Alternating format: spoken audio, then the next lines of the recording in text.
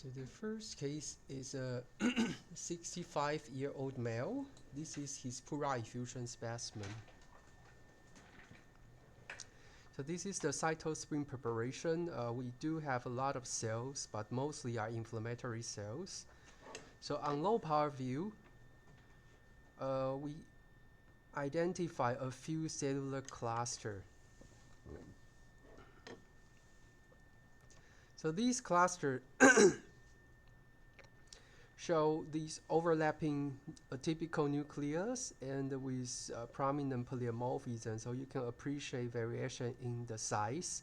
Most of the cells have quite abundant cytoplasm and arranged in a glandular pattern. So these looks like adenocarcinoma. Again, this one and this another cluster, these all looks like positive. Something is more difficult for us is when we see a typical cell with quite like a foamy, bubbly cytoplasm. It can sometimes be really difficult to differentiate between reactive histiocytes versus true adenocarcinoma. So one of the most important feature is the cohesive, overlapping, very tight cluster. And this should be identified on low power view. So again, when we have the cytospleen preparation, when we do the smear, sometimes most of the lesional cell we will at the edges of this smear. So here again, we do identify a few more cluster. So this one and this one. So the patient had history of pancreatic cancer, so he doesn't have a lung adenocarcinoma, as those are the most commonly that we can encounter. But here is positive for adenocarcinoma, likely intermediate to high grade, and may be compatible with the patient's history of pancreatic cancer.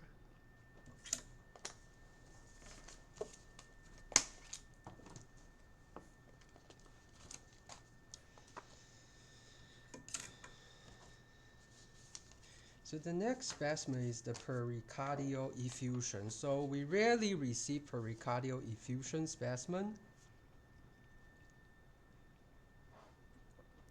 And most of the time, when we receive the specimen, it's for diagnosis of metastatic lesion. So in this specimen, it is quite obvious that we do have a lot of very big cells. Most of them were in single cells, but we also see quite some in tight cluster. And when we go to higher power, the nuclear atypia is very obvious. So we have the classic feature of adenocarcinoma, very big nucleus, prominent nucleoli, and cytoplasm shows like a vacuolation arranged in a very tight cluster. So this is consistent with an adenocarcinoma, and the background individual cells with atypia are mostly tumor cell as well. And sometimes the adenocarcinoma can mimic mesothelial cell with these sort of like intercellular windows. But because of the nuclear atypia, this is still an adenocarcinoma. So the patient had a history of lung cancer, which is the most common cancer that will go to the pericardial cavity, because this is in the same like a thoracic cavity. So this is also positive for adenocarcinoma.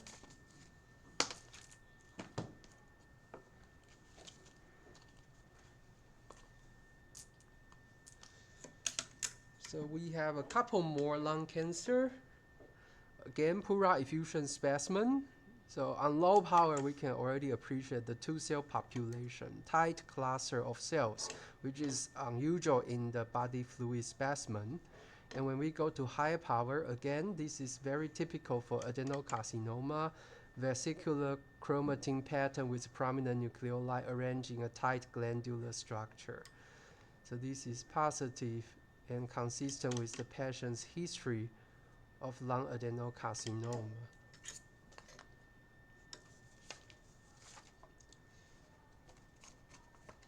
Sometimes after the treatment of lung adenocarcinoma, we have only very, very scant cells. So these patient had a history of lung adeno and with follow-up pleural effusion specimen. For the specimen, this seems to be with a predominant lymphocyte component.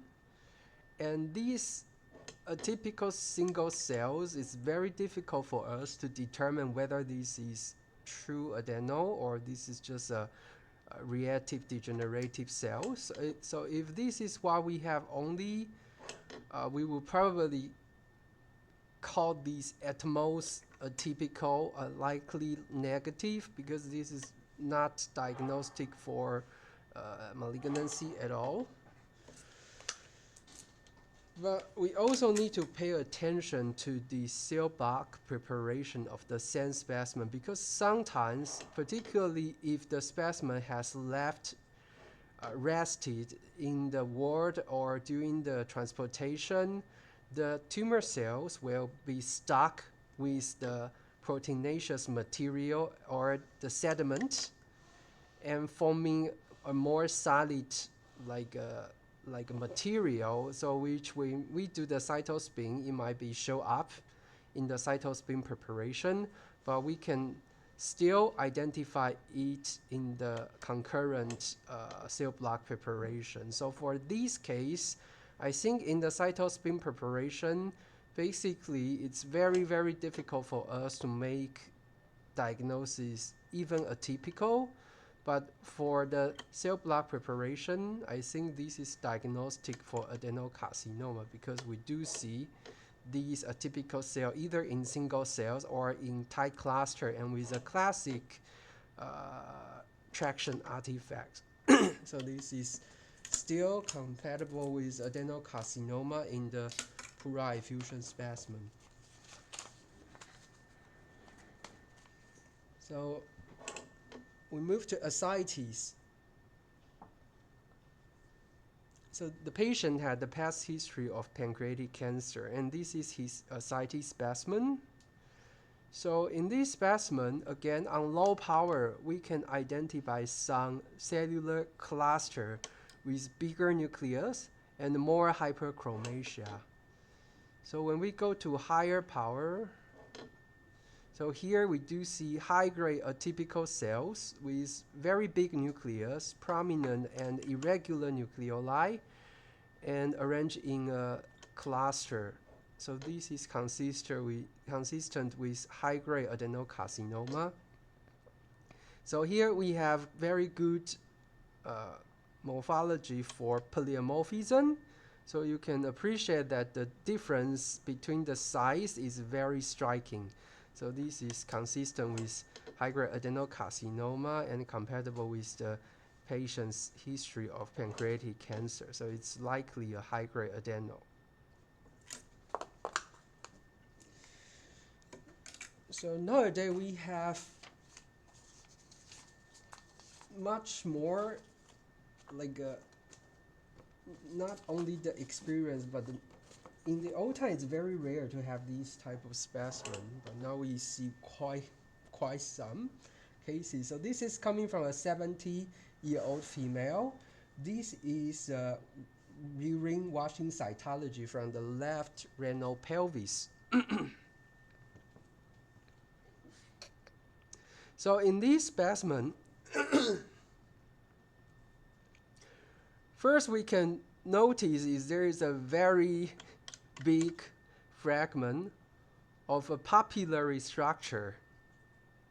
So this is unequivocal papilla, and here another papilla. So we have a very well preserved papillary structure, which is more common that we will see in the washing cytology specimen, because the washing cytology will give the force to cut the papilla, and the fragments of the papilla will be floating in the fluid cytology. So basically this is a papillary fragments, and this is almost purely the stromal component. We have a few epithelial cell attaching to the stroma, but mostly are stromal components. So you can appreciate that the vasculature within this papillary structure. So most of the epithelial components are actually falling off from the papilla, and it demonstrates a classic feature of a low-grade neoplasm. So you can appreciate that these we call an ocean or a sea of monotonous urothelial cells with relatively lower NC ratio, but not as low as what we see in the high-grade urothelial carcinoma. The chromatin pattern is also not very hyperchromatic.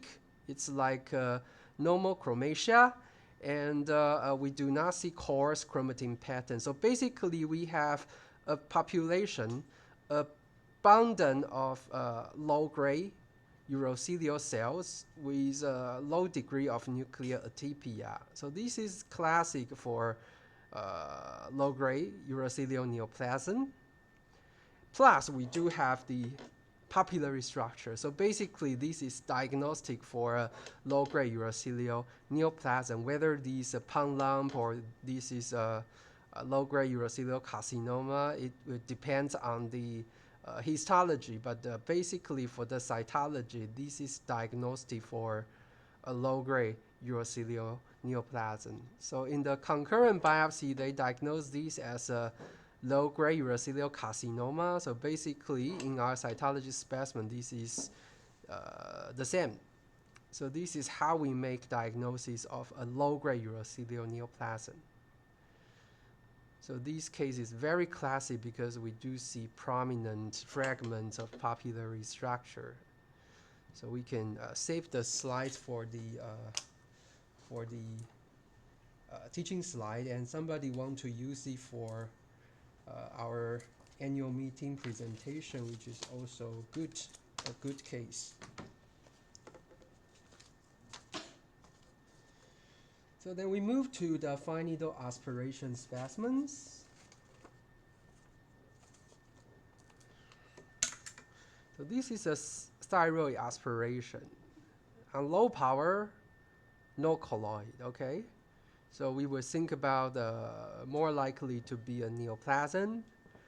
And for the cellular component, we do have larger fragments of monolayer sheets instead of microfollicular pattern. So this is likely to be a papillary thyroid carcinoma, although the cellularity is not very high.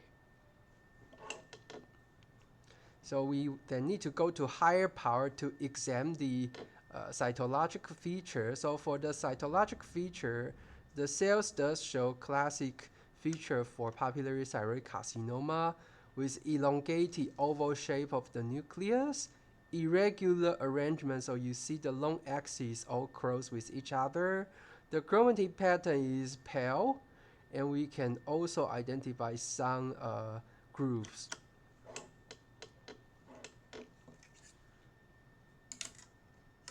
So we want to check if there is any pseudo inclusion. So here is a multinucleated giant cells. It's also common in PTC. Here is a single cell, and seems to have a intranuclear pseudo inclusion. So this is diagnostic for papillary thyroid carcinoma. So when we do the report, we need to check TBS6 PTC. So for PTSC, there is a malignancy category, then we would need to put a specific diagnosis such as medullary or anaplastic or metastasis. So we need to put a specific diagnosis in our report. That is important. So this is also another aspiration from the thyroid. So the cellularity is quite scant. We have some blood. We have scant dense colloid material. So the cellular component also arranged in like a sort of more complex structure like a papillary fragment. And when we go to higher power, for this case, you can appreciate that the nucleus is not as big as the prior case. And it is mostly small and mostly rounded. However, the architecture pattern is quite unusual. In addition, I think the cell, it does show a little bit of nuclear atypia, include increase in size, slightly increase in size, as well as very like overlapping arrangement and with some rare irregular of the membrane and also a little bit like a very vague grooves, something like that. So for this case, I think they do have low degree of nuclear atypia that is not diagnostic for papillary thyroid carcinoma. Plus, the background and the architectural pattern is also not very likely to be benign. So for this case, it's kind of difficult to just call it benign. And because of the nuclear atypia, so we can call this case as AUS with cytologic atypia. So this is a example of a specimen that we will use in determinant diagnosis to call these AUS. And for this case, if it turns out to be a papillary thyroid carcinoma, it is likely not a classic BRAF positive PTC, but the fusion-driven PTC. Because for the fusion-driven PTC, it will have like a more subtle nuclear changes. So these might be probably the case. So for this case, we would call these AUS. And this is one of the examples that not every AUS specimen will have scan cellularity. For this case, we have quite some cells, and they all look with very subtle, like a diffuse but subtle nuclear atypia. So in this situation, we can still use the diagnosis of AUS with cytologic atypia. So the next case is coming from a breast aspiration. So this is the liquid-based preparation. For this specimen, you can appreciate we have hypercellularity, a lot of cells. So when we go to higher power, you can appreciate that most of the cells had a nuclear atypia, and a lot of them were single cells. So for the breast ductal adenocarcinoma, it is commonly that it will present it with a squamoid type of cytomorphology, so which includes more hyperchromasia, more coarse chromatin. So here we can see these hyperchromatic cells with coarse chromatin, and a lot of them were individual cells, so which make it more likely to be a cancer, because for benign epithelial lesion of the breast, they turn to be very cohesive. So here we have this cohesiveness, and additionally, we almost do not see any cells in the background looks like myoepithelial cells, probably very, very scant, perhaps like this one or this one. So this is diagnostic for ductal carcinoma, and the patient also have a concurrent biopsy. It shows DCIS. So in the cytology specimen, it would be very difficult for us to determine with the ductal carcinoma is invasive or in situ, because we don't have the architectural pattern. We can only see that the cellular component. So for this case, we still call this positive carcinoma, and the biopsy confirmed it's in situ in the specimen. And so for the in situ cancer, when we do the aspiration, sometimes it's just like this. It's very obvious cancer, and we cannot make sure if it is in situ or it is invasive. So this is positive for carcinoma.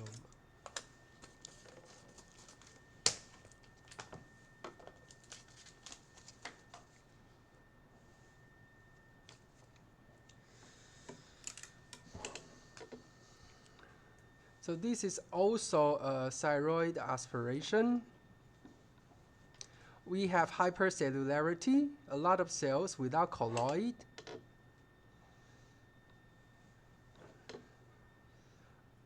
But for some reason, the cells are not very well preserved. We have cells with much more, like a higher NC ratio, and with a vague, like intranuclear pseudo inclusion. The cellular arrangement, we have monolayer sheets, but for these sheets, there is no obvious like irregularity of the nucleus. So basically, the architecture, the background pattern looks much like PTC, but the cytology is not very well preserved. When I check the sono, it is a very, very small lesion, smaller than 0.5 centimeter.